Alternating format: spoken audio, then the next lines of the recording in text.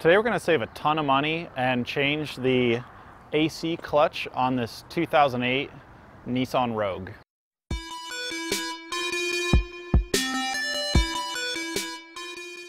If you like DIY videos like this, make sure to click the little subscribe button below. We got a quote for about $800 to replace the AC compressor in this car when it stopped working. But after doing a little bit of diagnosis, it turned out that it was actually just the AC clutch. And the way that I knew that was, it was getting 12 volts. So if you read the two wires going into the compressor, it was reading 12 volts when the AC was kicked on, but the compressor wasn't even remotely trying to click, it wasn't trying to do anything. And I could spin the inside of the clutch by hand, so I knew the compressor wasn't locked up. So I bought one of those $45 super cheap AC clutches off of eBay, and we're going to show you how to put that in today. So let's go ahead and get started. The clutch kit included a pulley, a clutch plate, an actuator, a snap ring, 2 shims, 3 screws, and a 10mm bolt. To give better access to the clutch, I first removed the inner fender, which is held on by a series of clips and T20 Torx screws. Now we'll use a 14mm socket on the belt tensioner to loosen and remove the serpentine belt. Be extra careful not to pinch a finger when doing this.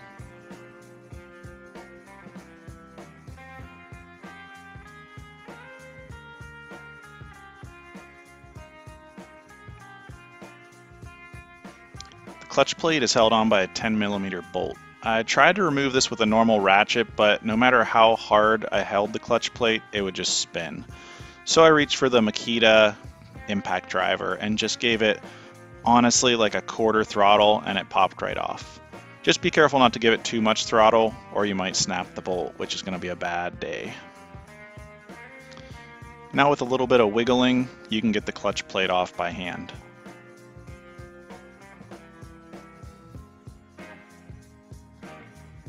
The main pulley is held on by a snap ring, so get out your snap ring pliers. Always wear safety glasses and cover the snap ring with your other hand so it doesn't go flying when it breaks loose. The bearing on the pulley was really tight and I was unable to get it off the shaft by hand. So I reached for my little universal pulley remover tool, which normally doesn't work good for anything, but in this case, with a little bit of fiddling around, I was able to get the pulley off with the puller. A large pulley remover just didn't fit in the tight space. I'd recommend going to Advance Auto or AutoZone and using their free tool rental program to try to get a better puller for this, because it was just a lot of fiddling around. I'll put a link in the video description to a similar puller to this one in case you enjoy a nice struggle. I believe it's called an outer tie rod remover, which isn't the ideal tool, but it fits in the tight space.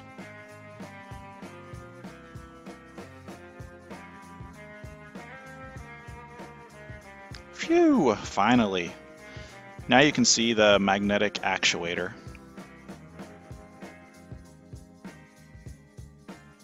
This is just held on by 3 Phillips head screws, so just be really careful not to strip them when you're removing them.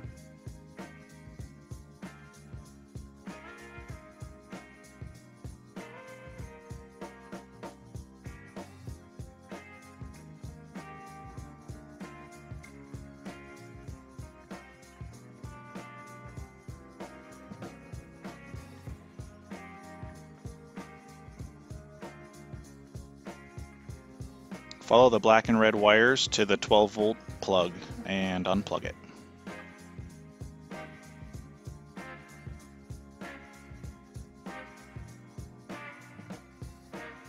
We'll put the new magnetic actuator on, just following the same steps we took to remove it, but in reverse.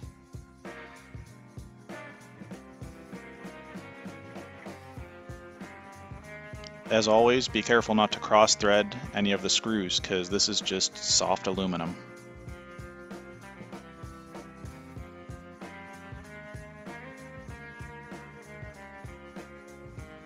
plug the 12-volt plug back in.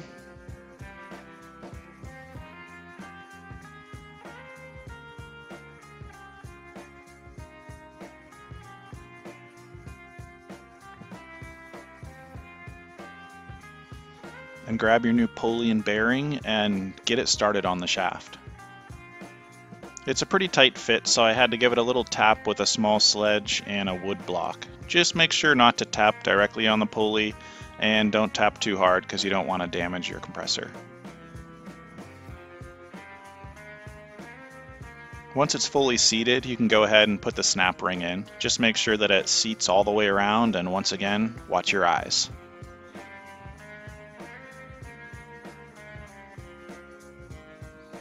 A flathead screwdriver can be helpful to just make sure that it's clicked in all the way around.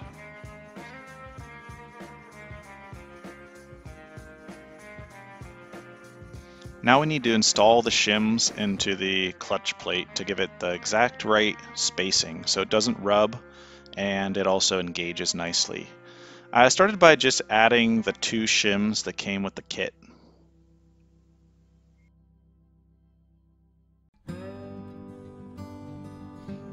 If you install the bolt loosely on the clutch plate, it kind of helps hold the shims in place so they don't get sucked in from the magnet.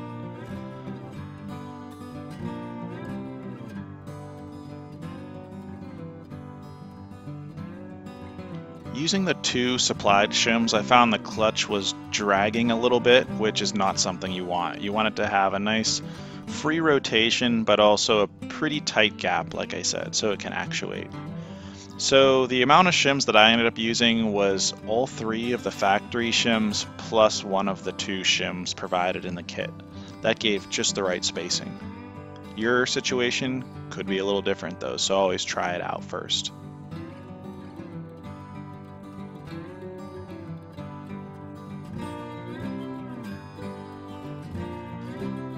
Now we can go ahead and snug up our 10mm bolt. You may want to consider putting some blue Loctite on this, but just keep in mind it's going to be a lot harder to take apart if you do so. So I just snugged it up pretty tight by hand, and I'll check on it again here in a week or so just to make sure that it's staying nice and tight. Make sure the belt is fed through all the pulleys correctly, and go ahead and loosen your belt tensioner with your 14mm socket and slip the belt back on. Again, watch those fingers.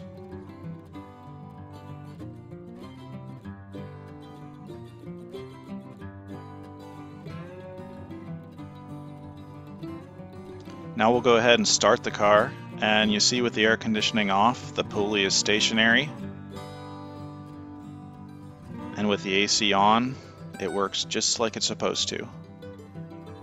Just put your inner fender back on, and don't forget to put your tire on. I hope this was pretty helpful for you, and if you have any comments, make sure to mention them in the comments section below. Thanks for watching.